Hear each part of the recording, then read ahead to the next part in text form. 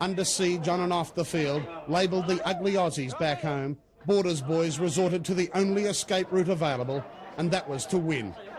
You could almost see the relief.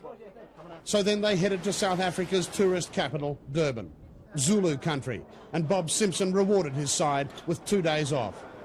Matt Hayden indulged his second favourite pastime, surfing, in the famed Indian Ocean beach break. His mentor for the week, none other than former world champion Shaun Tomson, a living legend in these parts. The rest of the team headed to the magnificent Durban Country Club to indulge their second favourite passion, golf, with varying degrees of success. In fact, the world-rated course made a monkey out of several of the tourists. Did you get that? How far's the clubhouse? But even in relaxed mode, the pressure hasn't been off the Australian captain. Is this his 156th and final test?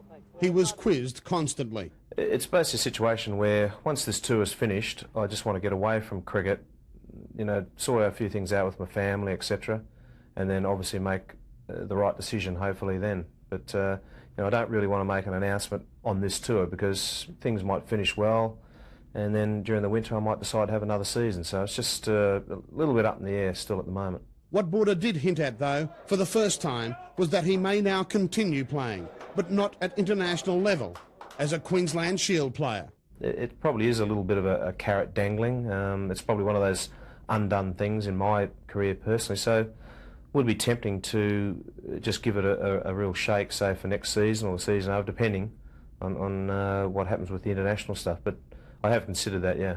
And he continued a fierce defence of his side, particularly superstar spinner Shane Warne, whose first test outburst has tarnished his reputation.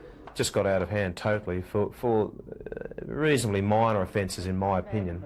Certainly Shane went over the top a little bit, but you know, people don't realise the extra pressure on that kid that is happening over here. I mean, he was copying a hell of a lot of abuse from the crowds. He's been under a lot of pressure right from the word go over here, and he just snapped, you know. And that happens. Come selection time, though, the only reputation tarnished was Big Merv Hughes. The man who already has 212 test scalps paid the price for an indifferent tour and was axed for the decider and the short tour of Sharjah. But be assured, Merv will not hoist the white flag.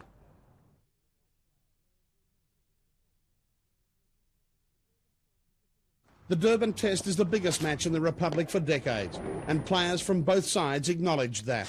This is a big test match for us. It's it's a good test to see really how good we are and whether we can win overseas away from home. So it's one of the biggest test matches I've played in. I think when you tour out in 5 tests like we've been, I think it's in one way it's a nice position to be in because it sets it up for the last test match. But in another way, sure, there is a bit of pressure and probably a little bit more than normal. I can't remember Australian side, not one that I've played in, that have come from 1-0 down to win a test series.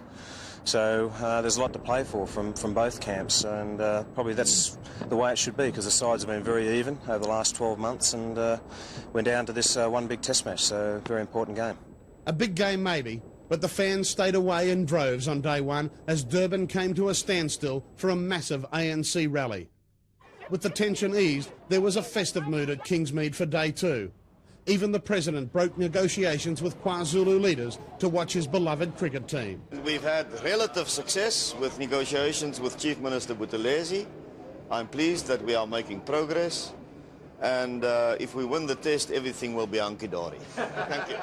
The South Africans would have been delighted to see the President here this afternoon. He's something of a good luck charm. He was present for that memorable victory in Johannesburg, but missed the Cape Town test. Nevertheless, there's a tremendous amount of fighting to be done over the last 3 days of this deciding match, and the cricket will be sensational, with McDermott and Warne no doubt holding the key for Australia's chances. In Durban, this is Pat Welch reporting for Sports World.